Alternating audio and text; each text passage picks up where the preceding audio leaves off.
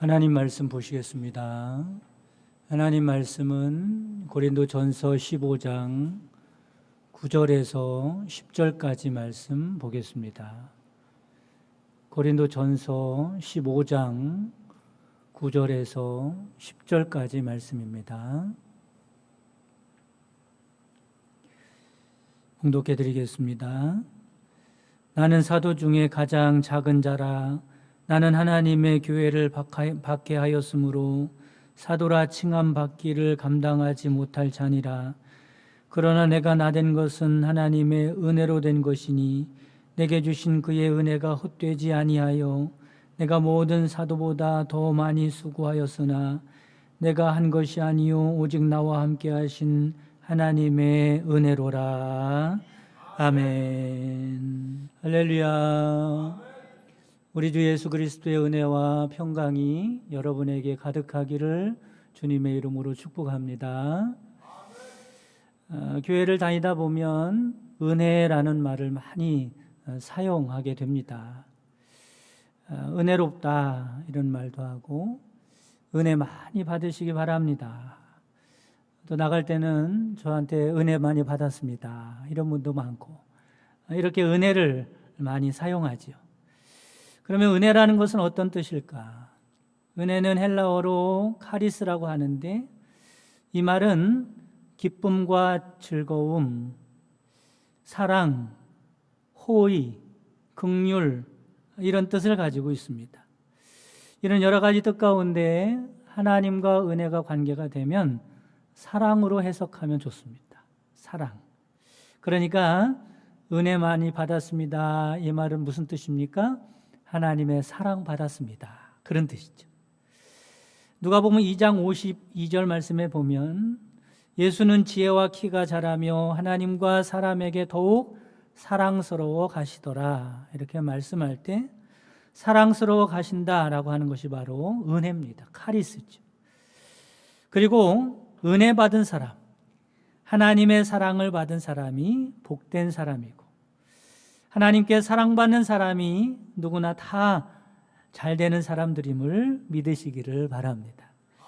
여러분 잘 되기를 원하십니까? 여러분 행복하기를 원하십니까? 은혜 받으시기 바랍니다. 하나님의 사랑받는 사람 되시기를 간절히 바랍니다. 우리에게 그게 가장 큰 복이죠. 아브라함이 하나님의 부름을 받았을 때가 그의 나이 75세였습니다. 아브라함은 75년 동안 하나님을 모르고 살았지. 우상을 숭배하며 살았습니다. 결혼을 했지만 자식이 하나 없는 무자식 인생으로 살았습니다. 여러분 그 당시에 자식이 없다는 말은 인생을 실패했다라는 말과 같은 말입니다. 그때 하나님께서 아브라함을 부르셨습니다.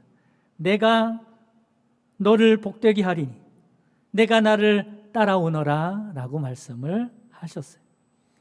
아브라함이 하나님의 은혜를 받은 것입니다. 그리고 아브라함이 하나님의 말씀을 따르게 됩니다. 그랬더니 그 인생이 180도 달라진 줄 믿으시기를 바랍니다. 무자식이었던 아브라함이 열국의 아비가 됩니다. 믿음의 조상이 됩니다. 최고로 복된 사람으로 변하게 된 것입니다. 어떻게 이렇게 되었습니까? 대단한 사람을 만났나요? 특별한 공부를 했나요? 유력한 후견인을 만났나요? 그렇지 않습니다. 아브라함은 하나님의 은혜를 받아서 가장 복된 사람이 되었고 성공한 인생을 살았음을 믿으시기를 바랍니다. 여러분 성경은 하나님을 만나고 하나님의 은혜를 받아서 성공한 사람들의 이야기로 가득합니다. 여러분 그렇습니다. 이것이 성경이 말하는 성공의 비결입니다. 성경이 말하는 인생 승리의 길은 딱 하나밖에 없습니다. 하나님의 은혜를 받아야 한다는 겁니다. 하나님의 사랑을 받아야 한다는 겁니다. 여러분 예수님을 믿는다고 하지 않습니까? 우리 다 예수님을 믿는 사람들인데 예수님을 믿는다는 것도 마찬가지 의미입니다. 예수님을 믿는다는 것은 무엇을 믿는 것이냐면 하나님의 사랑을 믿는 거예요. 그리고 그 하나님의 사랑을 받아들이는 것입니다. 하나님께서 우리를 사랑하시되 우리를 구원하기 위하여 독생자 예수님을 십자가에 내어 주실 만큼 우리를 사랑하셨다는 사실입니다. 그 사실을 믿는 게 믿음입니다. 그 사랑을 받아들이는 것입니다. 그리고 예수님을 믿으면 이 하나님의 사랑 안에 거하게 됨을 깨달으시기를 간절히 바랍니다.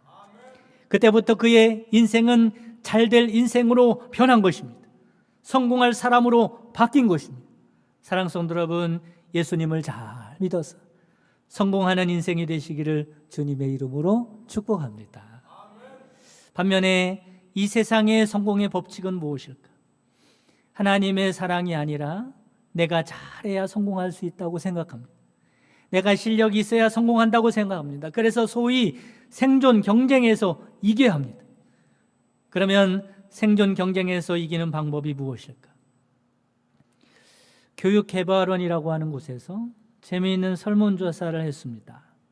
전국 남녀 3,300명에게 질문을 했어요. 두 가지 질문을 합니다. 첫 번째 질문은 뭐냐면 이런 질문이에요. 여러분 한번 생각을 해보시기 바랍니다. 정직하게 살면 손해본다, 이런 거죠. 여러분 어때요?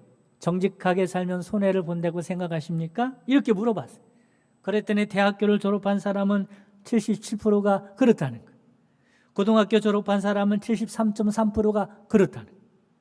중학교를 졸업한 사람은 67.7%가 그렇다고 대답을 했습니다. 두 번째 질문은 뭐냐면 돈이면 무엇이든지 할 수 있다고 생각을 하십니까? 물어봤어요. 여러분 어떻게 생각하십니까? 돈이면 무엇이든지 다 할 수 있다고 생각을 하십니까? 대졸자는 71.7%가, 고졸자는 74.5%가, 중졸자는 68%가 그렇다고 대답했어요. 이 설문조사를 종합해보면 이런 말입니다. 대학을 졸업했던, 고등학교를 졸업했던, 중학교를 졸업했던, 배웠든지 못 배웠든지 세상 사람들이 생각하는 성공이라는 것은 어떤 거냐면 이런 거예요. 적당히 거짓말을 해서라도 돈 많이 버는 것이 성공이라고 생각을 한다는 겁니다. 세상 사람들은 대부분 이렇게 생각하고 살아갑니다. 그러나 여러분, 이것이 진짜 성공이겠습니까? 이것이 어찌 성공이라고 할 수 있겠습니까? 여기에 무슨 행복이 있겠습니까? 여러분, 하나님의 은혜를 받을 때 진짜 성공하는 줄 믿으시기를 바랍니다. 그리고 그 성공은 이 세상의 성공으로 끝나지 않고 영원한 성공으로 이어지는 것입니다. 요한복음 3장 16절에 하나님이 세상을 이처럼 사랑하사 독생자를 주셨으니 이는 그를 믿는 자마다 멸망하지 않고 영생을 얻게 하려 하심이니라. 할렐루야. 우리는 이 말씀을 통해서 몇 가지를 깨달을 수 있습니다. 첫째는 하나님이 우리를 사랑하시는 줄 믿으시기를 바랍니다. 하나님이 나를 사랑하신다. 네, 여러분 곰곰이 생각을 해보시기 바랍니다. 하나님이 왜 나를 사랑하시는가? 이해가 혹시 안 가지 않습니까? 하나님이 우리를 사랑하신다니 왜, 무엇 때문에 이런 생각이 드는 거예요. 사실 이 사랑은 우리가 이해하기 어려운 사랑입니다. 왜냐하면 하나님의 사랑은 세상의 사랑과 다르기 때문에 그렇습니다. 세상은 먼저 사랑이 없습니다. 늘 나중 사랑이죠. 여러분, 어떤 사람이 아무 조건 없이요 먼저 나를 사랑해 주지 않습니다. 내가 그 사람을 사랑할 때 먼저 사랑하면 그 사람이 그때서야 사랑을 하게 되지. 그런데 하나님의 사랑은 내가 하나님을 사랑하기 전에 나를 먼저 사랑하셨다고 말씀합니다. 이 사랑을 어찌 이해할 수 있겠습니까? 그런데 이것이 하나님의 사랑이라는 사실을 깨달으시기를 바랍니다. 아, 하나님이 나를 먼저 사랑하셨고, 내가 하나님을 기억하지도 못할 때, 내가 하나님을 알지 못할 때, 내가 하나님을 사랑하지도 않았는데, 뭐 조건이 없는데 하나님이 나를 사랑하신 줄 믿으시기를 바랍니다. 그리고 지금도 우리는 이 하나님의 사랑을 받고 살아가는 것입니다. 우리가 하나님을 사랑해서가 아니라 하나님은 사랑이시기 때문에 우리를 먼저 사랑하셨고 지금도 사랑해 주십니다. 우리는 지금도 하나님의 은혜를 받고 살고 있다는 사실을 믿으시기를 주님의 이름으로 축원합니다. 두 번째는 하나님이 누구를 사랑하나 봤더니 죄인인 나를 사랑한다고 말씀합니다. 요한복음 3장 16절 말씀을 다시 말씀드리면 하나님이 세상을 이처럼 사랑하사 어떻게 사랑하셨나 봤더니 독생자를 주셨으니 이는 그를 믿는 자마다 멸망하지 않고 영생을 얻게 하려 하심이라. 왜 독생자를 주셨는가? 내가 왜 멸망당해야만 하는가? 모두 우리가 죄인이기 때문에 그렇습니다. 그런데 여러분, 로마서 5장 8절 말씀을 들으시기 바랍니다. 우리가 아직 죄인 되었을 때 그리스도께서 우리를 위하여 죽으심으로 하나님께서 우리에게 대한 자기의 사랑을 확증하셨느니라. 그 사랑이 이해는 가지 않지만 하나님의 사랑을 믿으시기를 주님의 이름으로 축복합니다. 여러분, 세상은 죄인을 사랑하지 않습니다. 죄가 드러나면 손가락질하고 미워하고 처벌합니다. 그러나 하나님은 우리가 죄인인데도 사랑하신다고 말씀합니다. 그래서 그걸 보고 은혜라고 합니다. 여러분, 다른 종교에서는요, 죄인이 사랑받는다는 말을 하지 않습니다. 은혜를 말하지 않습니다. 은혜라는 것은 하나님만 베푸시는 것입니다. 기독교에서만 사용되는 용어입니다. 오늘 본문 말씀에도 보면 사도 바울은 이 은혜에 대해서 이렇게 고백합니다. 8절부터 제가 읽어보도록 하겠습니다. 맨 나중에 만삭되지 못하여 난 자 같은 내게도 보이셨느니라. 맨 나중에 만삭되지 못하여 난 자 같다. 너무나 못난 나라는 겁니다. 하나님께서 너무나 못난 나를 사랑해 주셨다는 것. 그 정도가 아니죠. 9절 말씀이면 나는 사도 중에 가장 작은 자라. 나는 하나님의 교회를 박해하였으므로 사도라 칭함 받기를 감당하지 못할 자니라. 사랑은커녕 징계받아야 마땅할 나인데 그런 나를 하나님이 사랑해 주셨다는 것. 그래서 이렇게 고백하죠. 10절 말씀에 그러나 내가 나 된 것은 하나님의 은혜로 된 것이지. 내가 하나님께 얼마나 은혜를 받은 자인가. 내가 하나님께 이해할 수 없는 사랑을 받은 자다라고 그렇게 고백하고 있습니다. 여러분, 우리도 동일한 하나님의 사랑을 받는 사람들임을 믿으시기를 간절히 바랍니다. 하나님은 우리를 사랑하시되 자녀를 사랑하시듯 우리를 사랑하십니다. 여러분, 하나님이 여러분을 어떻게 사랑한다고요? 자녀를 사랑하시듯 우리를 사랑하십니다. 어떤 분이 저에게 집에 개를 키운다고 말을 하면서 이런 말을 하는 거예요. 어떻게 보면 자식보다 개가 낫다는 말을 하더라고요. 제가 깜짝 놀라서 저는 개를 키우지 않으니까 물어봤어요. 대체 뭐가 자식보다 개가 낫냐고 그렇게 물어봤어요. 그랬더니 몇 가지 이유를 이렇게 댑니다. 개들은 집 좀 보라고 하면 남겨두고 나가면 군말 없이 집을 잘 지킨다는 거예요. 얼마나 잘 지키는지 모르는 사람이 오면 짖어서 절대로 들어오지 못하도록 만든다는 겁니다. 그런데 우리 집 애들에게 집 좀 보라 그러면 신경질을 낸다는 거예요. 내가 집 지키는 개냐면서, 내가 얼마나 바쁜데 그러냐면서 안 들으려고 그러는 겁니다. 그러니 자식보다 개가 낫다는 거예요. 아이들이 좀 크면 부모의 말을 안 듣습니다. 그런데 개는 얼마나 말을 잘 듣는지 모릅니다. 또 부모가 밖에서 나갔다 오면 자식들이 방구석에 들어가 앉아가지고 내다보지도 않는데 개들은요, 주인이 왔다고 꼬리를 치면서 얼마나 반갑게 대해주는지. 그리고 개 때문에 밤잠을 설쳐본 일이 없답니다. 속 썩은 일이 없으니까 그렇지. 그러나 아이들 때문에 속상하고 때로는 걱정이 돼서 밤잠을 설칠 때가 한두 번이 아니랍니다. 그러니 이런 면에서 보면 자식보다 누가 나요? 개가 낫다고 말하는 거예요. 그래서 제가 그분한테 진지하게 물어봤어요. 그러면 당신은 자식을 더 사랑하십니까? 개를 더 사랑하십니까? 개가 낫다면서요. 그랬더니 그분이 한다는 말이 그야 당연히 자식을 더 사랑하죠. 어떻게 개하고 자식하고 비교하겠습니까? 이렇게 말을 하더라고요. 여러분, 이것을 보고 은혜라고 하는 거예요. 은혜. 그래서 하나님께서 우리를 얼마나 사랑하시는지 이렇게 말씀하는 요한복음 1장 12절 말씀에 영접하는 자 곧 그 이름을 믿는 자들에게는 하나님의 자녀가 되는 권세를 주셨으니. 할렐루야. 여기서 권세가 무엇입니까? 예수님을 믿는 우리를 하나님의 자녀로 삼아주시고 그렇게 사랑하신다고 말씀을 하고 있는 겁니다. 여러분, 바로 이것이 우리의 권세입니다. 바로 우리가 하나님께 받은 사랑은 자녀로서 받을 사랑이라는 겁니다. 얼마나 복된 말씀인지 모릅니다. 우리가 하나님의 사랑을 받는 이유는 세상 사람들보다 잘나서가 아닙니다. 선하거나 착하거나 정의로워서가 아닙니다. 우리가 하나님께 사랑을 받는 이유는 오직 하나, 예수님을 믿어서 하나님의 자녀가 되었기 때문임을 깨달으시기를 바랍니다. 그래서 우리는 하나님께 은혜 받은 사람이라고 고백하는 거예요. 바로 우리가 이 사랑을 알 때, 그리고 이 사랑을 받을 때 복된 사람이 되는 줄 깨달으시기를 간절히 바랍니다.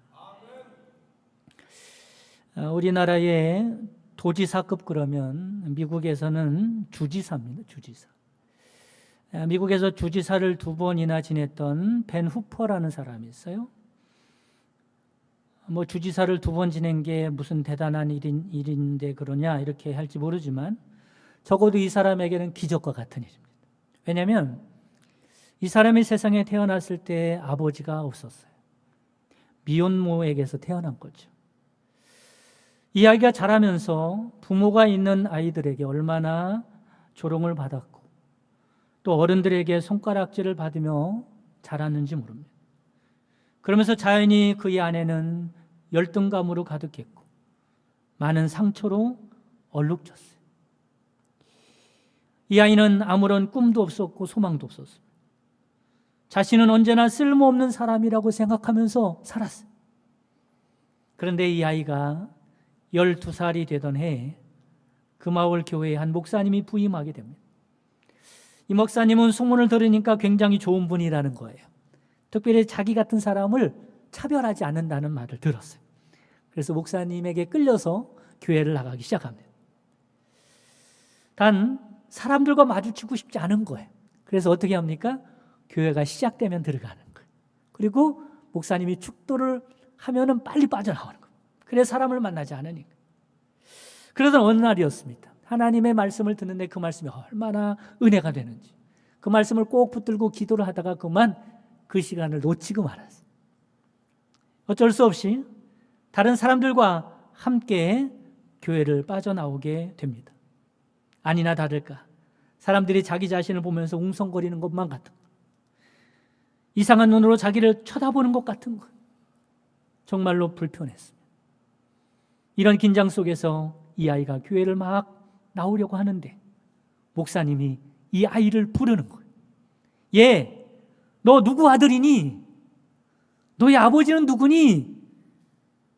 주위 사람들이 당황했어요. 이거 어떻게 하나? 목사님이 뭘 몰라도 한참 모르시는구나. 그러면서 숨을 죽이면서 지켜보았습니다. 그런데 목사님은 한술 더 떠서 엉뚱한 이야기를 계속해 나갑니다. 야, 너 생긴 것 보니까 누구 아들인지 내가 알겠다. 이 말을 들은 아이는 얼굴이 빨개졌어요. 사람들이 조용해졌습니다. 그때 목사님이 이렇게 말하는 거예요. 그래, 내 얼굴을 보니까 너는 하나님의 아들이구나. 넌 하나님의 아들이 틀림없어. 이 아이는 이 말을 듣고 놀랐습니다. 큰 충격을 받았어요. 자기는 아버지가 없는 줄 알고 살았는데 나에게도 아버지가 있다니.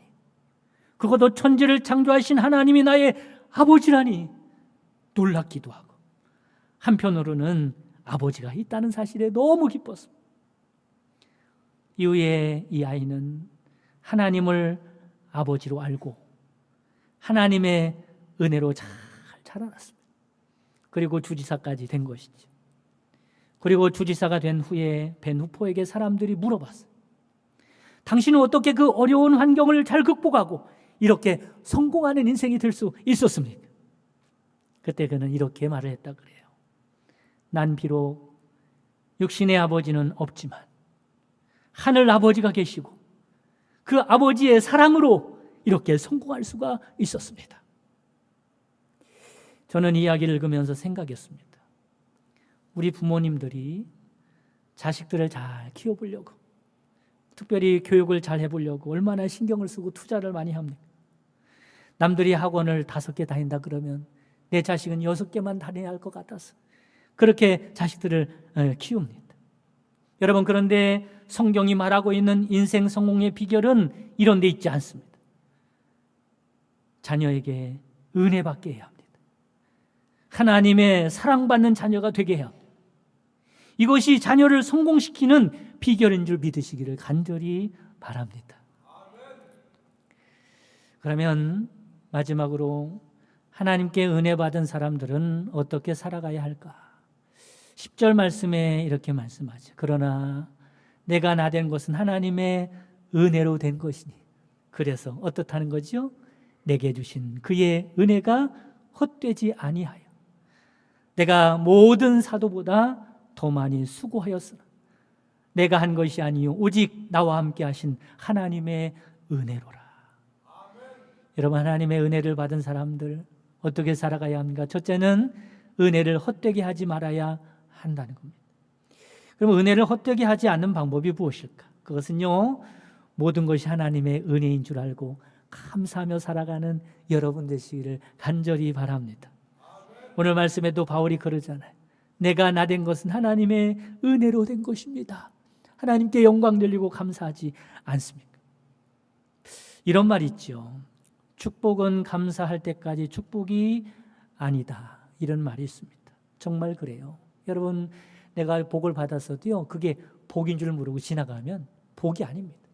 그게 복인 줄 알고 감사할 때 그게 진짜 복이 되는 거예요. 은혜도 마찬가지입니다. 여러분, 은혜를 깨닫는 여러분 되시기를 바랍니다. 은혜를 헤아릴 줄 아는 지혜로운 여러분 되시기 바랍니다. 그리고 그 은혜를 가지고 하나님께 감사하며 살아갈 수 있는 여러분 되시기를 주님의 이름으로 축원합니다. 두 번째는 하나님의 은혜를 알고 충성해야 하는 것입니다. 10절 하반절에 보면 내게 주신 하나님의 은혜가 헛되지 아니하며 내가 모든 사도보다 더 많이 수고하였다고 고백합니다. 이 은혜를 깨달을수록 더 수고했다는 말입니다.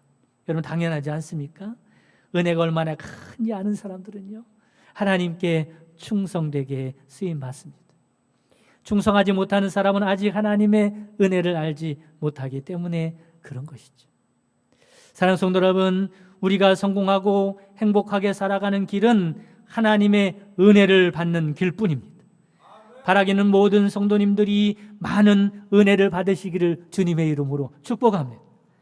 여러분들의 자녀들이 하나님의 사랑을 받기를 간절히 바랍니다. 우리 교회가 하나님의 은혜로 충만한 교회가 되기를 간절히 바랍니다. 그래서 하나님의 은혜에 감사가 넘치고 하나님께 충성되게 쓰임받으며 살아가는 여러분 되시기를 주님의 이름으로 축복합니다. 사랑이 많으신 하나님 아버지, 오늘 이 시간 강효정 성도가 저희 교회의 한 가족이 되게 하여 주시니 감사드립니다. 바라기는 강효정 성도가 저희 교회에 다니면서 하나님을 때마다 만나는 은혜가 있게 인도하여 주시고 예배 때마다 하나님께 큰 은혜를 받으면서 신앙생활할 수 있도록 축복해 주시옵소서.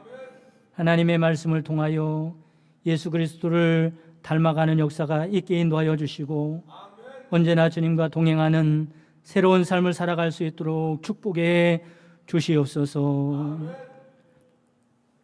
지금은 우리 주 예수 그리스도의 구속의 은총과 하나님의 크신 사랑하심과 성령님의 내주교통 충만 역사하심이 은혜의 사람이 되기 원하는 모든 성도들 머리머리 위에와 그 가정과 사랑하는 자손들과 그 손으로 하는 모든 생업 위에 지금부터 영까지 함께 계시기를 주님의 이름으로 축원하옵나이다. 아멘.